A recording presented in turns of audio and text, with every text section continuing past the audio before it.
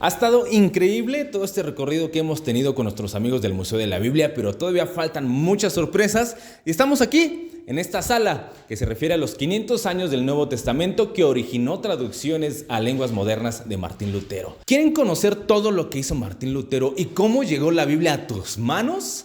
Vamos a conocer toda esta historia, no te lo pierdas.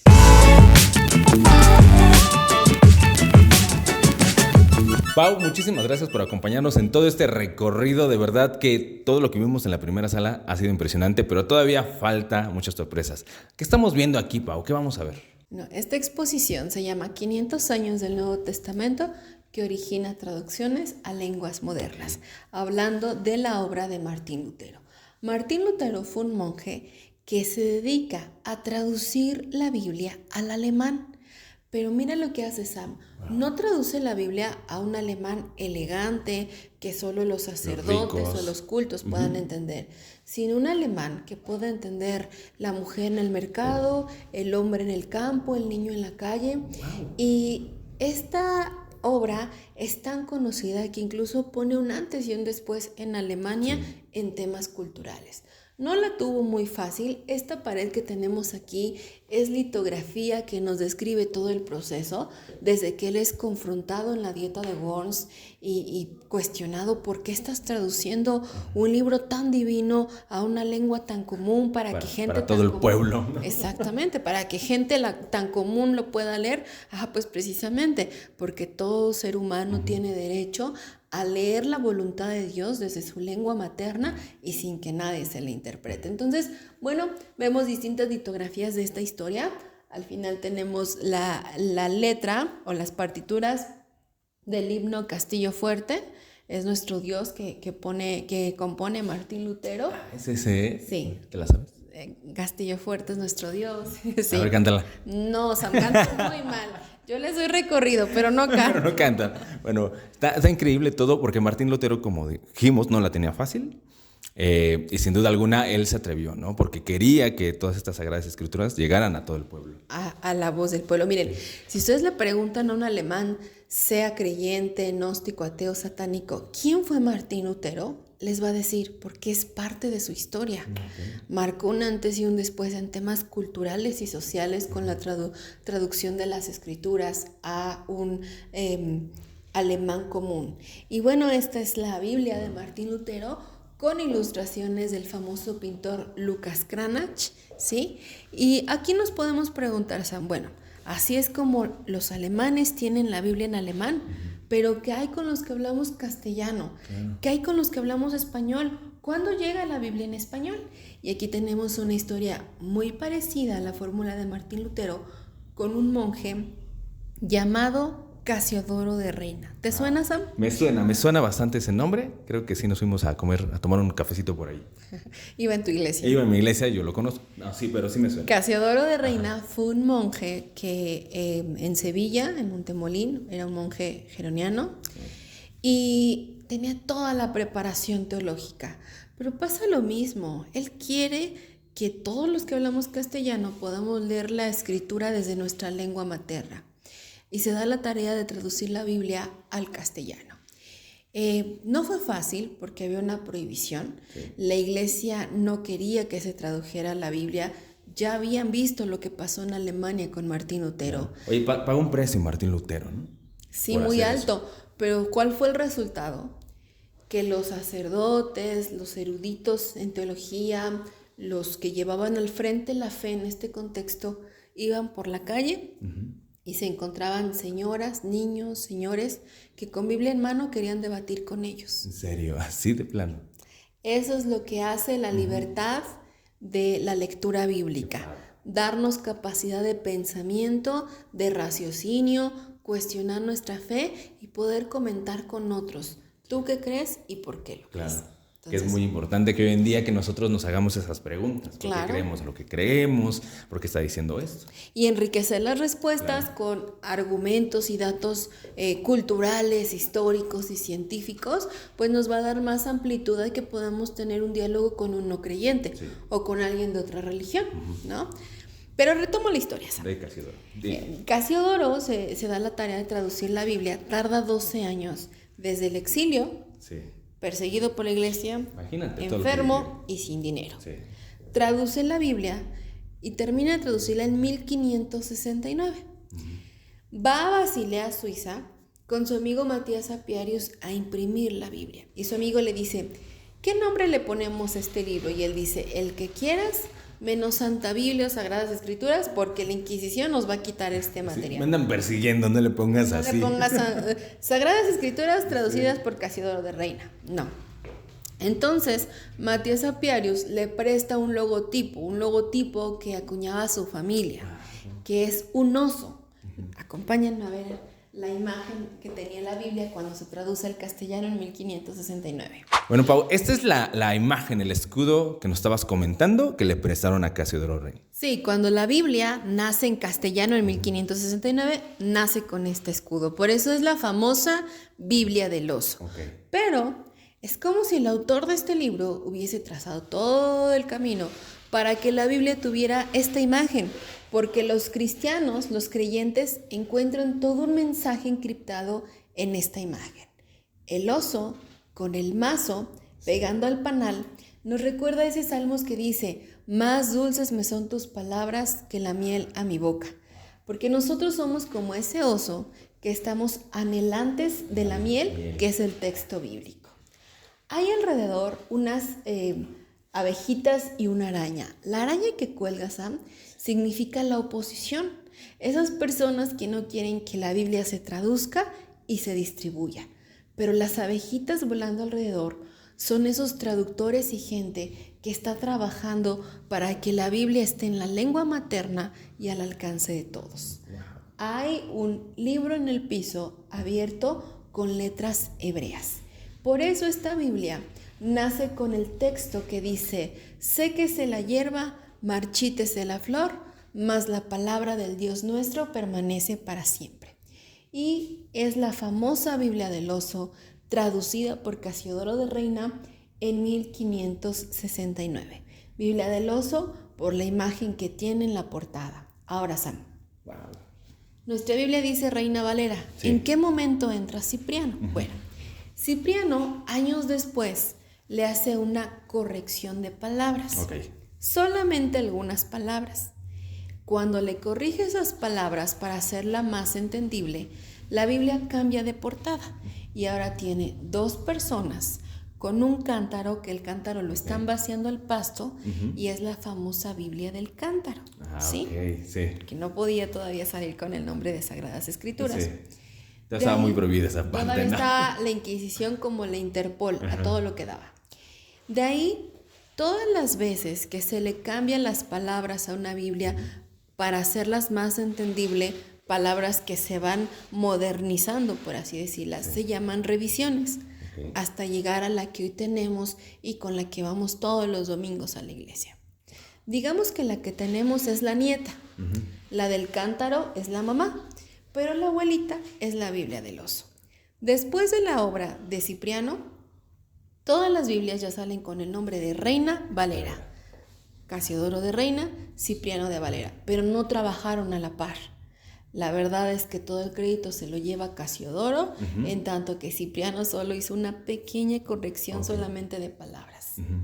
Y es así como tenemos Biblia en español. O sea, podemos ver que Casiodoro tuvo ese anhelo, tuvo esas ganas y sobre todo tuvo la fuerza para seguir adelante, porque después de todo lo que le pasó, continuar durante 12 años trazando ese objetivo fue porque Dios le puso las fuerzas, ¿no? Es que este es un gran ejemplo de un hombre que reconoce el llamado de Dios a su vida y da su vida misma por cumplirlo. Claro. Esa es la esencia del verdadero cristianismo. Wow. Qué increíble todo el contexto, porque Dios acomoda cada una de las cosas y nada es coincidencia a través de lo que Dios hace a lo largo de la historia. Así es. Y de ahí, si nosotros nos vamos a cada lengua a hablar de cómo tienen Biblia en francés, chino, alemán, portugués, nos encontramos con personajes icónicos en ese contexto que ayudaron a la traducción o a la difusión para que no haya una sola persona que se quede sin el privilegio de conocer la voluntad de Dios en su lengua materna sin que alguien se lo tenga que interpretar. Wow. A México, ¿cómo llegó la Biblia a México, Pau? ¿Cómo llega la Biblia a México? Podríamos hablar de Thompson, por ahí 1800. Thompson fue un colportor. Hoy en día ya no existen los colportores, pero nuestra tradición evangélica tiene muchos de estos personajes que son como estos misioneros que iban con su literatura, Sí. ¿no? ¿Libro bajo el brazo? Sí, con sus Biblias, chics, tratados. Pero bueno, el contexto de México era que urgía alfabetizar esta nación. Y al presidente en aquella época le pareció que una manera muy efectiva de hacerlo y sin gastar era dejando entrar a los protestantes con Biblia para que le enseñaran a los mexicanos a leer y escribir. Así es que las páginas de la historia de México también están escritas con la misma tinta que se escribió la Biblia. La voluntad de Dios en todo momento. Porque hoy en día sí cargamos con la Biblia, pero desconocemos mucho de cómo llegó la Biblia a nuestras manos y todo el camino que tuvo que recorrer. Así es, por eso a nosotros nos ilusiona mucho invitarlos con sus grupos de jóvenes, de iglesia, grupos de estudio bíblico, porque estos datos históricos que se dan nos refuerzan el sentido de identidad, la historicidad y el valor que significa tener una Biblia y regir nuestra vida con una Biblia. ¿Biblia física o Biblia en el celular, Pau? Pues después de la historia, de lo difícil que ha sido, yo siempre voy a abrazar la Biblia en libro, en un formato libro. Es muy valioso tener muchas versiones en el celular, pero mucho tiempo el cristiano, el creyente, fue conocido como aquel que iba con un libro bajo el brazo.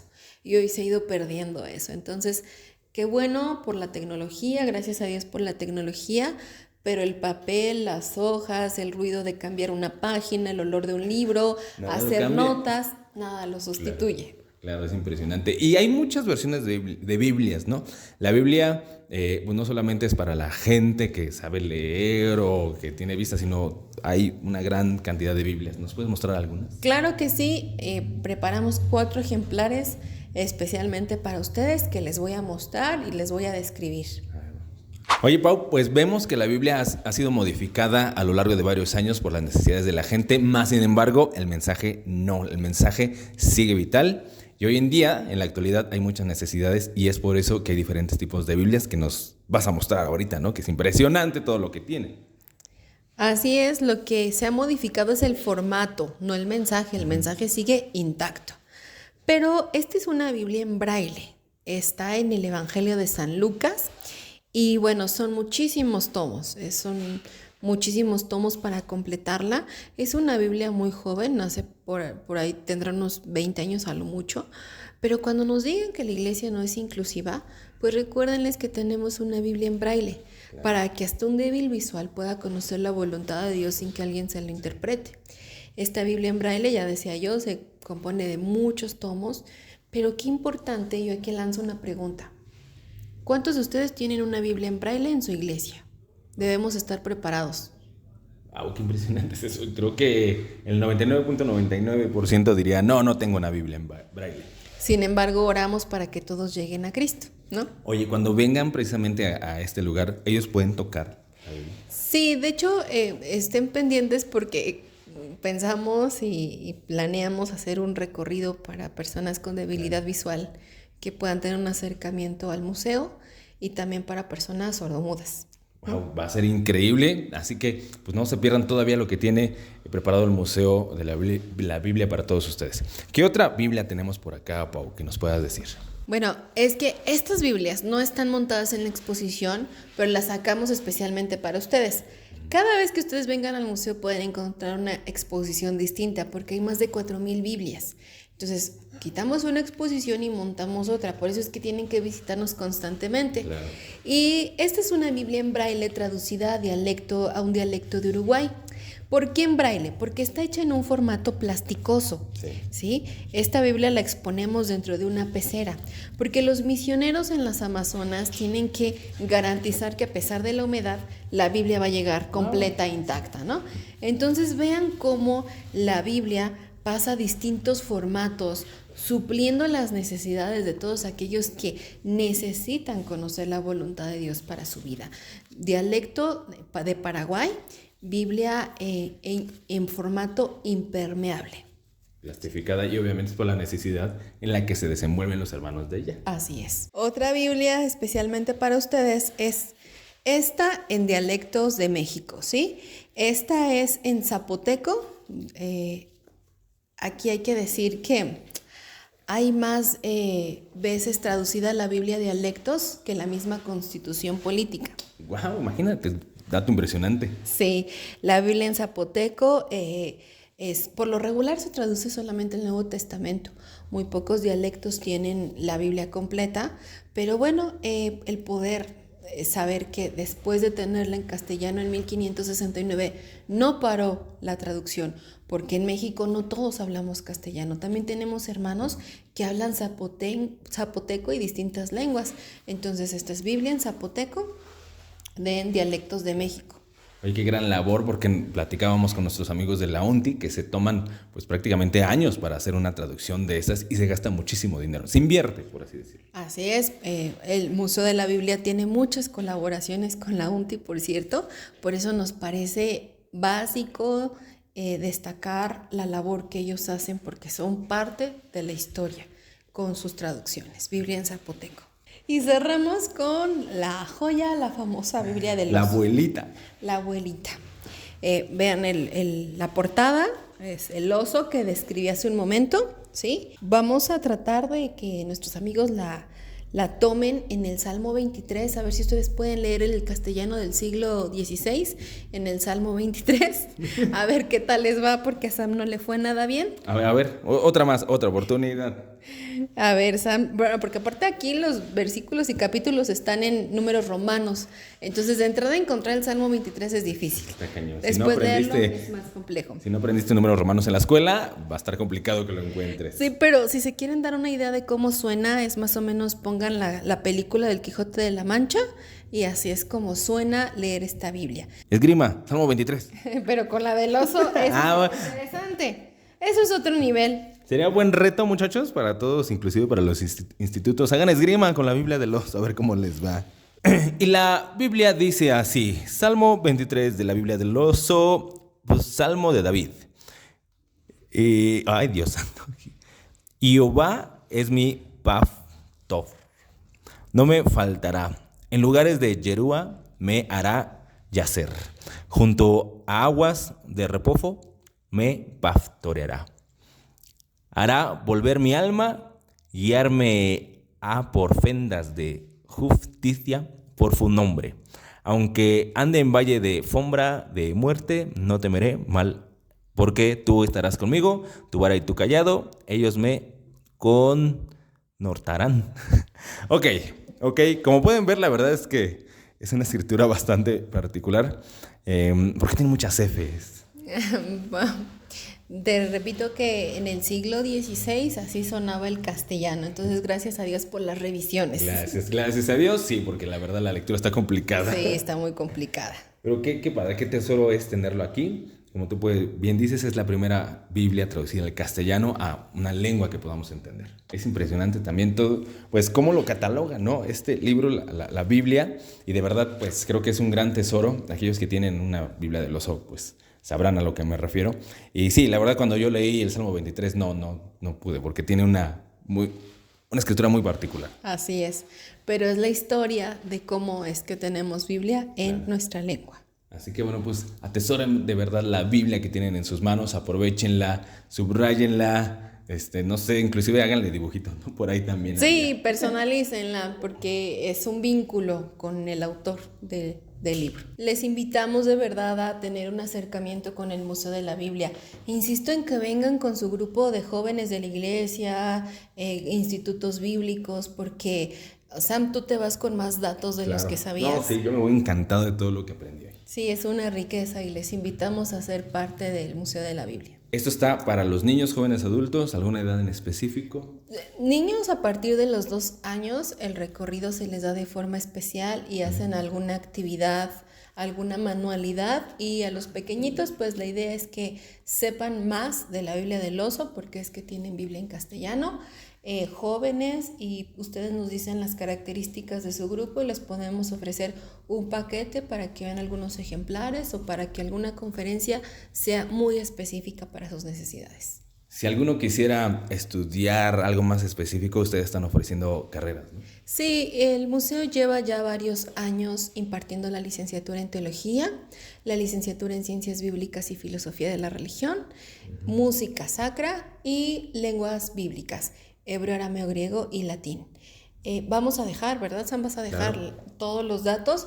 Nos ayudaría mucho que nos sigan en las redes sociales, tanto en Facebook como en Instagram, que hablen para hacer una visita programada, que se interesen. Todas las materias suben la primer clase gratis para que ustedes vean cómo es la cátedra.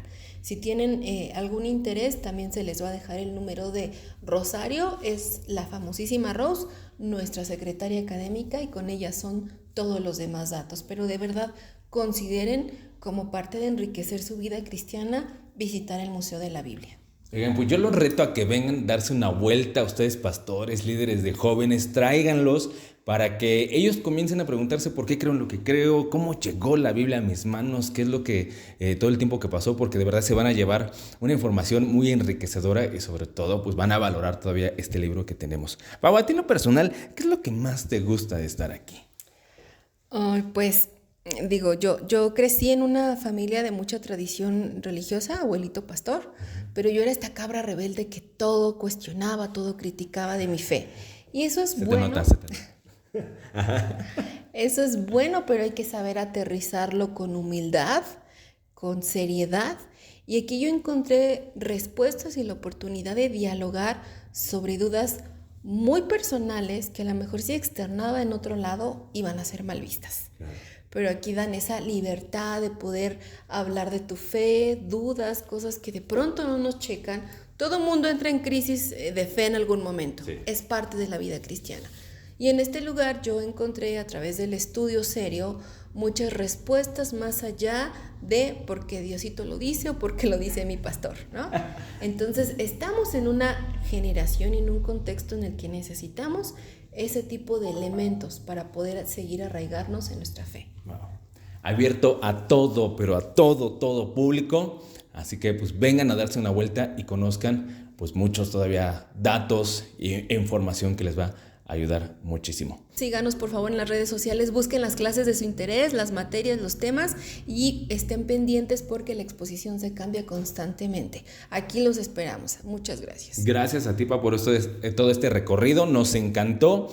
Compartan esta transmisión, compartan este video, coméntenlo por favor. Y pues recuerden, valoren este libro que tenemos en las manos, que sin ninguna duda ha sido el más vendido, el más perseguido, el más traducido y el más amado. Así que es la Biblia. Muchas gracias amigos de Uno Más, muchas gracias amigos del Museo de la Biblia. Así que contáctenlos, vamos a seguir teniendo sorpresas con ellos. Ubicación.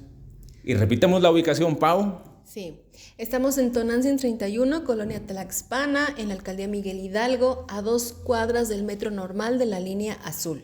En Facebook estamos como Maná, Museo de las Sagradas Escrituras, Twitter e Instagram lo mismo, en YouTube están muchas de las clases que se imparten aquí y bueno, pues de verdad, échense un clavado y se van a sorprender.